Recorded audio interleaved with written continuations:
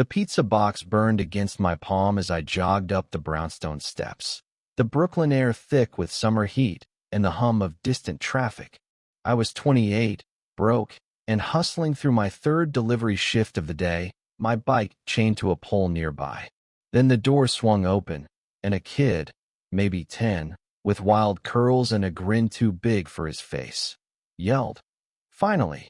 Dad's date is here." I froze, the pizza nearly slipping from my hands. Kid, I'm just the delivery guy," I said, but he was already dragging me inside, his small hand gripping my wrist like I was his new best friend. The house smelled of cedar and fresh paint, and before I could protest, a man appeared, tall, late 20s, with auburn curls and eyes that looked like they'd seen too much, but still hoped for more. "Elliot, what's this about?" the man asked, his voice a mix of confusion and amusement. His name was Caleb, I'd learn later, but in that moment, he was just the guy staring at me like I'd wandered into his life by mistake. Which, apparently, I had. "I'm just delivering pizza," I stammered, holding up the box like a shield.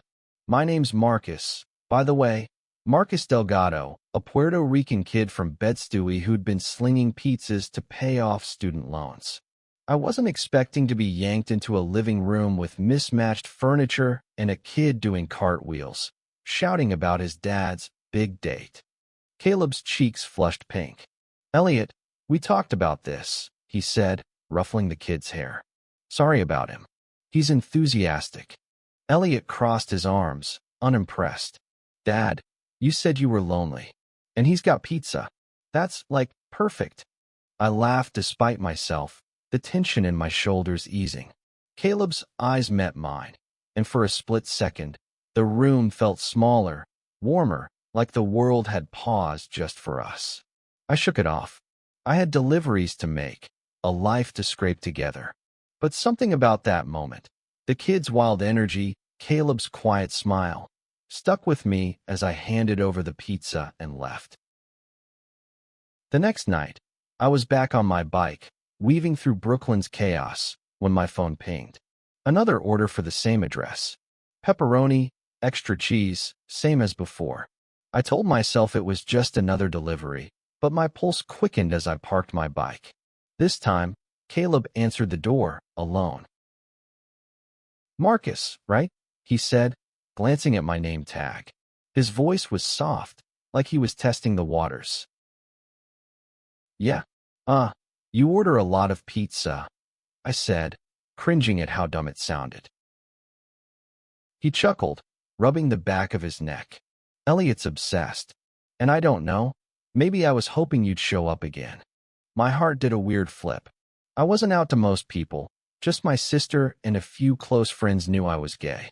Dating wasn't even on my radar, not when I was drowning in bills and working 60-hour weeks. But Caleb's words, the way he looked at me, felt like a spark in the dark. "Dad, ask him to stay." Elliot's voice echoed from inside, and Caleb groaned, but his eyes were laughing. "Kid's got no filter," he said. "But if you're not rushing off, want to come in? We've got soda, and Elliot will probably challenge you to Mario Kart." I should have said no. I had 3 more deliveries waiting. But instead, I said, "Sure, why not?" and stepped inside, the pizza box still warm in my hands. That night turned into a blur of laughter, pixelated race cars, and Elliot's relentless trash-talking.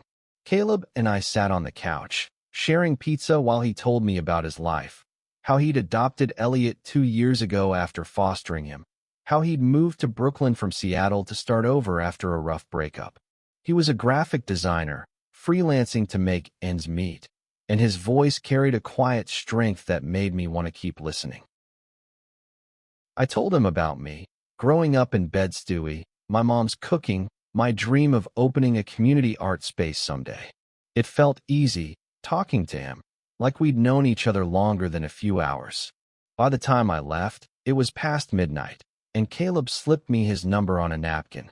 "In case you want to hang out," he said, his smile shy but sure. The next few weeks were a whirlwind.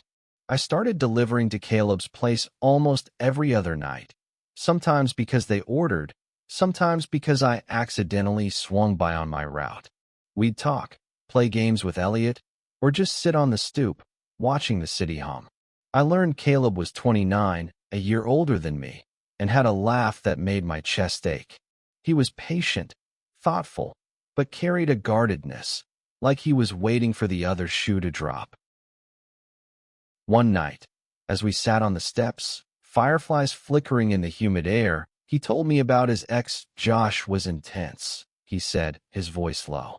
We were together for 5 years, but he didn't want kids. When I chose to foster Elliot, he left. I didn't know what to say, so I just listened, my shoulder brushing his. Sounds like he didn't deserve you, I said finally, and Caleb's eyes softened, like he'd been waiting to hear that. That was the night we kissed. It was quick, tentative, under the glow of a street lamp, but it felt like the world shifted. I'd never been big on romance, too busy surviving, but with Caleb, I wanted to try. But life doesn't let you stay in those moments. A week later, I got a call from my sister, Lena. Our mom was sick. Something about her heart. The doctors weren't sure yet. I spent days at the hospital, juggling shifts and deliveries, my phone buzzing with texts from Caleb that I barely had time to answer. When I finally made it back to his place, Elliot greeted me with his usual grin, but Caleb's face was tight. "You've been distant," he said after Elliot went to bed. "Is it us?" "No," I said quickly, my chest tightening. "It's my mom. She's in the hospital, and I'm just trying to keep it together." His expression softened, and he pulled me into a hug. "Why didn't you say anything?" he whispered. "You don't have to do this alone." But I did. That's what I'd always done, handled things on my own, kept my walls up. Letting Caleb in felt dangerous, like I was betting on something I couldn't afford to lose. Over the next month, things got harder. Mom's condition worsened, and the hospital bills piled up. I took on extra shifts, cutting into my time with Caleb and Elliot. When I did see them, I was exhausted, snapping at little things, like when Elliot spilled soda on my shoes, or when Caleb asked if I was okay one too many times. One night, after a long shift, I showed up at Caleb's with a pizza I hadn't even been asked to deliver. He opened the door, his face a mix of relief and worry. "Marcus, you look like you haven't slept in days," he said. "I haven't," I admitted, my voice cracking. "I don't know how to do this, balance everything.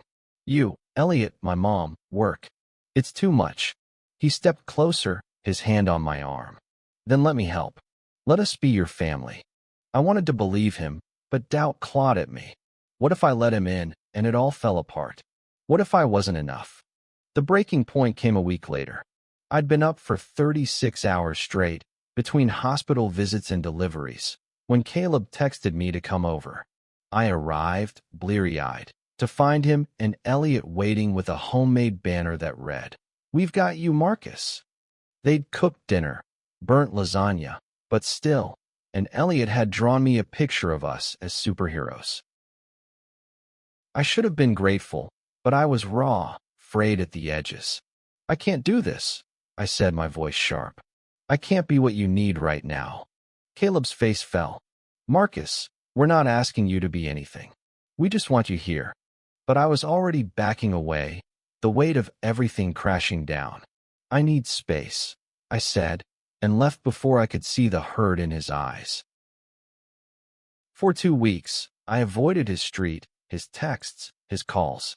I threw myself into work, into hospital visits, into anything that kept me from thinking about how I'd walked away from something real. Mom was getting better, slowly, but every night, I lay awake, missing Caleb's laugh, Elliot's chaos, the way they made me feel like I belonged. Then, one evening, as I locked up my bike outside a diner, I saw them. Caleb and Elliot, sitting by the window, sharing a milkshake. Elliot was laughing, but Caleb's eyes were distant, like he was carrying a weight of his own. I stood there, frozen, until Elliot spotted me, and waved frantically. Caleb looked up, and our eyes met through the glass. My heart pounded as I walked inside, the bell above the door jingling. "I'm sorry," I said before he could speak. I was scared of messing this up, of not being enough. "But I miss you. Both of you." Elliot piped up. "Told you he'd come back, Dad." Caleb's smile was small but real. "You don't have to be perfect, Marcus. Just be here." I sat down, and for the first time in weeks, I felt like I could breathe. We talked, really talked, about fear, hope, and what it meant to build something together. It wasn't a fairy tale ending. It was better. It was a beginning, messy and uncertain, but ours.